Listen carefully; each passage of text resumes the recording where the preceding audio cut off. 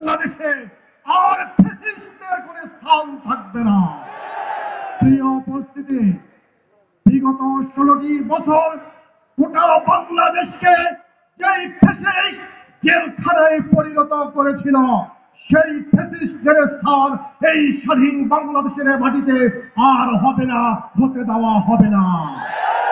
আমরা আজকে এই জনসমুদ্র থেকে দাবি তুলছি, আজকের এই সরকারের কাছে অবিলম্বে ওই ফ্যাসিস্টদের অ্যারেস্ট করে বিচার প্রক্রিয়া শুরু করতে হবে। অবিলম্বে রাষ্ট্রযন্ত্রের যেখানে যেখানে ওই হাসিনার প্রেতাত্মারা লুকিয়ে রয়েছে তাদেরকে অপসারণ করতে হবে। অবিলম্বে এটিএম আজহার ভাইকে মুক্তি দিতে হবে। অবিলম্বে অন্যায়ভাবে যে জামাত ইসলামের নিবন্ধন বাতিল করা হয়েছে, আমাদের প্রতীককে ছিনিয়ে নেওয়া হয়েছে, অবিলম্বে তা ফেরত দিতে হবে। যদি তা না হয়, বাংলাদেশ জামাত ইসলামী জনগণকে সাথে নিয়ে এমন দুর্বার আন্দোলন করে তুলবে, সেই আন্দোলনকে মোকাবেলা করতে আপনারা পারেন না। প্রিয় ভাইরা, বাংলাদেশ জামাত ইসলামী বাংলাদেশের জমিনে আল্লাহর রাজ প্রতিষ্ঠা করতে চায়।